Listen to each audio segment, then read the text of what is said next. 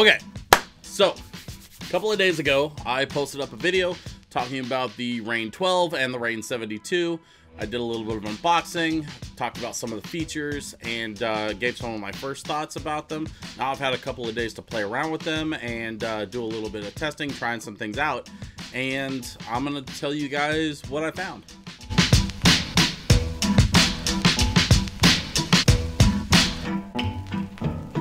So right off the bat, I actually had kind of a problem with the Rane mixer. The 72 has these switches, much like the S9 in the middle, that are for manipulating, turning on and off the effects. You can flip them one direction to lock them in place so that they stay on, or you can just sort of punch in and out if you flip them the other direction. And what's really nice about these particular switches designed by Rane is that you can sort of flip them around. If you want them to lock down instead of lock up, or vice versa, whatever, you can totally do that. They're designed to be user changeable.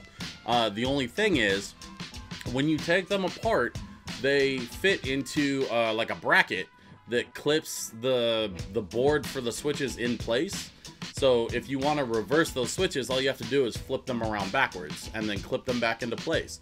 The thing is, once you clip them into place, there's supposed to be some screws that hold the board to the bracket so that you can play on them and the screws will hold it in place so it doesn't fall down. Those screws were missing from the 72 that I was reviewing. And so I called Rane. I actually talked to Rane, I talked to Kevin at AGI Pro DJ, and I talked to a couple of the other guys in my crew, and here's what I found. After talking with Kevin and talking with the other guys in my crew, it looked to be an isolated incident. I don't know if all of them were shipped out this way. It doesn't sound like it. It sounds like for whatever reason, I just got one where they forgot to add those screws. But it's weird because there's definitely holes with pictures of screws. So like I knew there was supposed to be screws to hold those things in place. Well, after figuring out that it was kind of isolated, I did end up calling Rane, and they were fantastic. I talked to a guy named Kari, and then I was followed up with today by someone named Emily, and both of them were completely on top of their game. They did everything that they could to get me a new set of screws, and all I asked for was like 4 screws, right? We're talking like 8 cents worth of hardware. Now, if I even knew what kind of screws they were, I could go down to a hardware store and probably just buy them myself. They're not special. What Rane did instead was they sent me out the entire bracket, brand new switches, brand new boards, that whole piece came in the mail, and it was here overnighted from Rane. It showed up on my doorstep less than 24 hours later.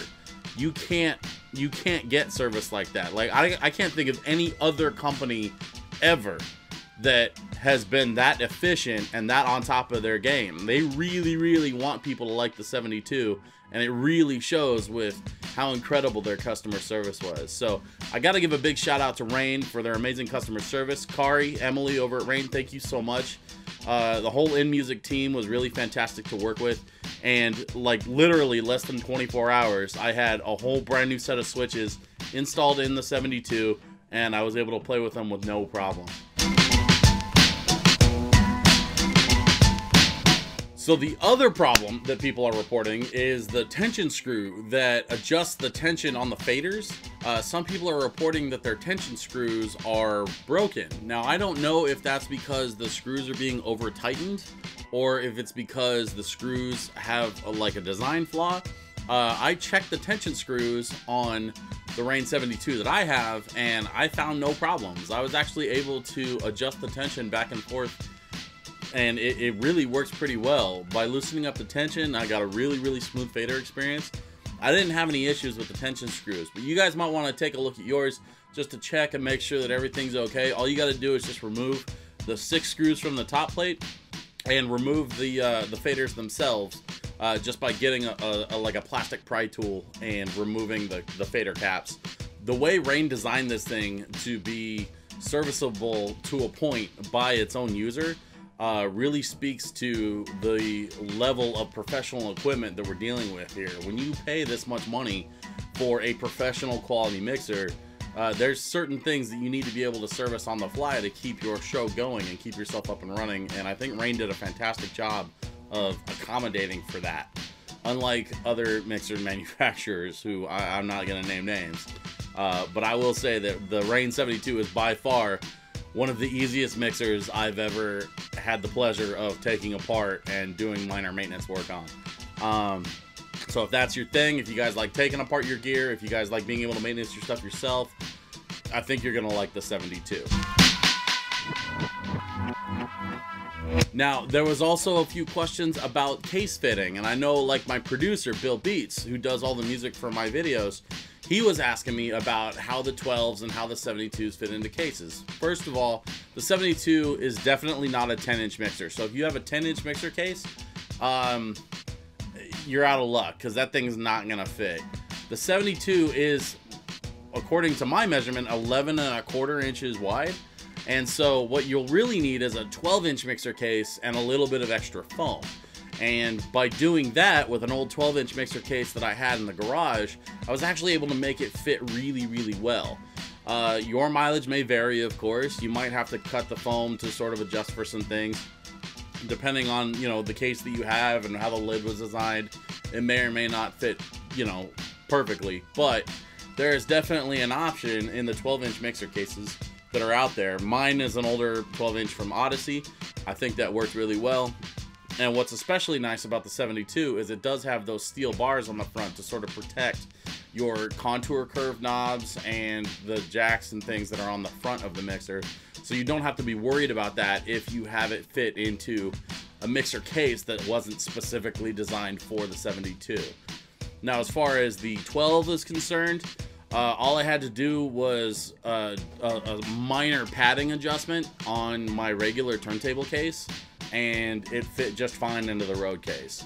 Now, they're not the exact same dimensions as a Technics 1200, but they're pretty close, and they're close enough that I would feel pretty confident in carrying the 12s around in a regular set of road cases if that's what you have. I'd imagine that the case manufacturers are working on Rane 12 specific cases and Rane 72 specific cases, but for right now, I think the regular road cases, if you have a 12-inch mixer case and standard Technics 1200 turntable cases, those should fit. As long as you have extra foam to be able to make some minor adjustments here and there. The last thing people are asking about is the latency, and I'm here to tell you that if you have the 12 set up correctly, the latency is absolutely a non-issue. I could not detect any difference between what my hand was doing and what the controller was doing.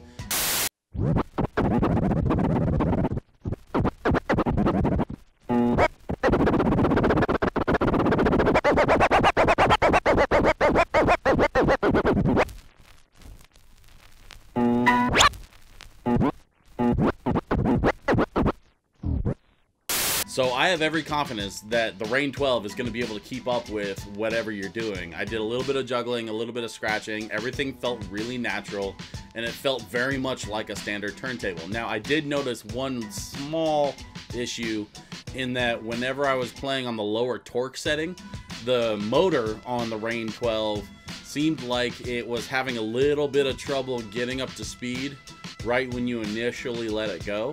So when I switched to the higher torque setting for the motor on the Rane 12, everything felt like it was tighter. It felt like it was a little bit more on beat. It felt a lot more natural compared to, like, say, my 1200s that I play on all the time, or the PLX 1000s, which I've played on before. And, you know, and so I would definitely recommend, if you guys are going to be doing any cutting, any juggling, any of that kind of stuff, definitely set the 12s to the higher torque setting for the motor, and I think you guys will find it feels really, really natural. One last question that I had that I wanted to try to address in this video is that I actually set up the 12s with my Mixars Duo. I wanted to see, because the 12s are actually classified as an official Serato accessory, and so I wanted to see if the 12s would work with a different Serato mixer, and sure enough, it took a little bit for me to reinstall some drivers and kind of get things organized correctly in the computer driver-wise. But once the drivers were reinstalled properly and I had everything plugged in and running, I honestly didn't have any issues at all. The 12s seemed like they were working pretty smoothly and exactly as advertised, and I was able to output through the mixers into my headphones, and everything seemed like it was working fine. So I can definitely confirm that the 12s will work with any other mixer. You don't have to have a 72 to use the 12s. So before I go, I just want to give one more quick shout out to the guys in the Hit Squad DJ crew that helped me kind of put this little series of videos together. DJ Clint, DJ Noise, thanks very much, boys. I really appreciate it.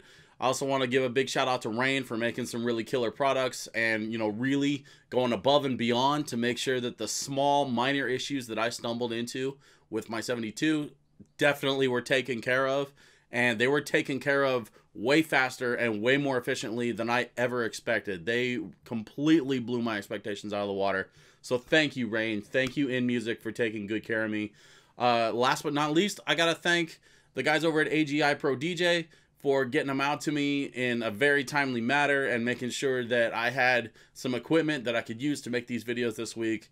And, you know, they did a fantastic job as well. So AGI Pro DJ, if you guys are looking for DJ gear, hit up AGIProDJ.com. They've got all kinds of stuff. Of course, they've got the Rane 72. Of course, they have the Rane 12. And I'll leave those links down in the description. But if you guys are just looking for an extra set of headphones, I'm after a set of Pioneer, the new X10s. I'm really considering buying a set of those. I've never owned higher end headphones like that, but I'm really sold on those new Pioneers. So I think I'll probably go check those out over at AGIProDJ.com and see what they can do for me and see if I can get those purchased and in my hands sooner than later.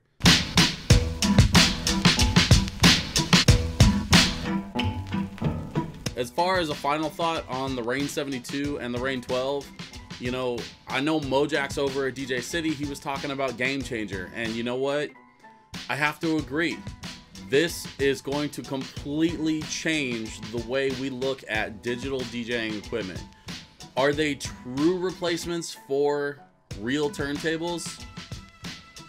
Maybe for some people they would be, depending on how you use those turntables. I mean, I still really you know, intend to hang on to my 1200s and intend to continue to play on my 1200s, but my 1200s are not practical for everything.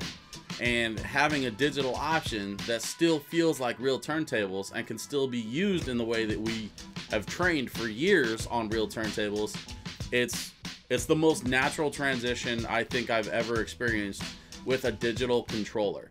I think Rane totally knocked it out of the park with the build quality. I think they totally knocked it out of the park with the customer service. And I think that if you're looking for some new DJ gear and you're wondering if the 72 and the 12 are worth all of the hype, I'm here to tell you, steel construction, innovative designs, innovative features, and an overall natural next step for the evolution of DJing equipment is what you're going to find with the Rane 72 paired with the Rane 12s. They're absolutely worth the hype, and they're absolutely worth your money.